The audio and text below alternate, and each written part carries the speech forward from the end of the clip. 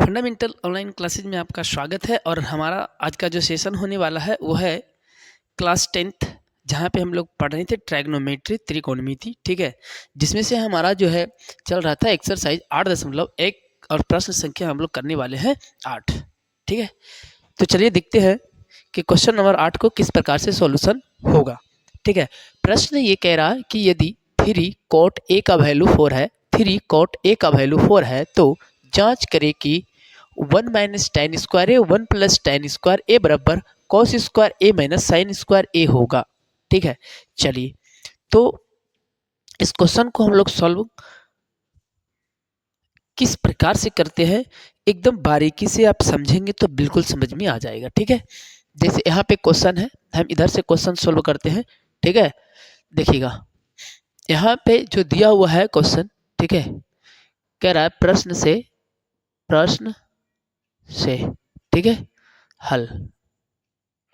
प्रश्न में क्या दिया हुआ है देखिएगा, प्रश्न में यह दिया हुआ है कि 3 cot A बराबर 4 है, 3 cot A बराबर 4 है। ठीक है, 3 cot A बराबर 4 है, ये प्रश्न में दिया हुआ है। फिर क्या बोला गया है यहाँ पे कि ये जो है कह रहा है इतना है, तो हमको यहाँ से इसको इसके बराबर प्रूव करना है। ठीक है, तो चलिए यहाँ से निकाल लेते हैं सबसे पहले cot A का वैल्यू। जब cot A का वैल्यू निकालेंगे तो आप लोगों को पता है ये दोनों गुना में है, तो एक कहाँ आ जाएगा, भागा में आएगा। इस तरह से भागा में आ जाएगा। ठीक है, क्या होगा, भागा में आएगा। अब चलिएगा यहाँ जब जैसे ही आपको भागा में दिख रहा है तो इसको हम लोग कहते हैं, क्या चीज़ कहेंगे, cot के वैल्यू क्या होता है, b बटा p होता है। क्या होता है, b बटा p। ठीक है, cot थीटा बराबर क्या होता है, b बटा p। अगर ये चीज समझ में आया है तो थोड़ा देखिए, इसको हम एक त्रिभुज पर इस प्रकार से मान को रख लेते हैं ऐसे। यहाँ पे क्या करेंगे, एक त्रिभुज पर इसका मान रखेंगे इस तरह से। ठीक है, जब त्रिभुज पे इस तरह से हम मान रखते हैं, ठीक है, तो कुछ चीजें हमें आसान बनाता है इसमें से सॉल्यूशन करने के लिए। जैसे देखिएगा cot का वैल्यू क्या है, यहाँ पे p है। अगर हम यहाँ पे इसको a बनाते हैं, यहाँ पे जैसे a दिया हुआ है तो हम भी यहाँ पे a बना दिए हैं, तो a बनाने से एक फ़ायदा होता है हमारा, ये हमेशा ये क्या दिखाएगा, इसको हमेशा ये लंब प्रदर्शित करेगा। ये जो है इसको हमेशा क्या करेगा, लंब प्रदर्शित करेगा, यानी कि ये हमेशा के लिए p है, ये हमेशा के लिए b हो जाएगा। और यहाँ पे मान के चलते हैं h है। ये इस तरह से हमने यहाँ पे एक का मान रखा है, ताकि देखिए आप प्रश्न में हर जगह a का इस्तेमाल किया गया है, तो हमें ये चेंज करने की आवश्यकता नहीं पड़ेगी। ठीक है, चलिए देखिए, तो b का वैल्यू आया है 4, यानी कि यहाँ पे 4 है और यहाँ पे हमारे पास p का वैल्यू है 3। ठीक है, नाम दे देते हैं, यहाँ पे आ गया है। ठीक है, यहाँ पे b कर देते हैं और ऊपर c कर देते हैं। ठीक है, इस तरह से अगर h का वैल्यू देखिएगा तो खाली है, तो हम लोग यहाँ से क्या करेंगे, h का वैल्यू निकाल लेते हैं। ठीक है, तो h बराबर होता है क्या, आप लोग को पता है, p square plus under root में b स्क्वायर, अंडर रूट में बी स्क्वायर। ठीक है, इस तरह से फॉर्मूला आप लोग जानते हैं,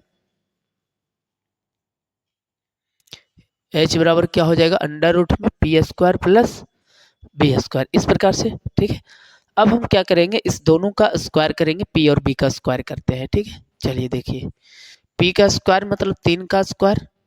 ठीक है, 3 का स्क्वायर करेंगे और यहाँ पे क्या है, 4 है, तो यहाँ पे हम लोग क्या करेंगे, 4 का स्क्वायर यानी कि 4 का स्क्वायर करेंगे। ठीक है, तो इस तरह से स्क्वायर कीजिएगा। अब देखिए स्क्वायर जब कर रहे हैं तो यहाँ पे हमको क्या मिल रहा है, ये बताइए, यहाँ पे क्या मिल रहा है, तो यहाँ देखिएगा 3 है ना, तो 3 का जब स्क्वायर करते हैं तो 9 आता है, प्लस ये है 4, तो 4 का स्क्वायर कितना होगा, 16 होगा। ठीक है, इस तरह से हमें मिल गया, कितना जोड़ेंगे ऐड करेंगे तो 25, और इसका वर्गमूल जो आता है 5 आता है। कितना आता है, 5। अब यहाँ पे 5 जो बचा है तो वो h का ही तो मान आया है 5, यानी कि इसका वैल्यू हो गया 5। क्या हो गया, 5 हो गया।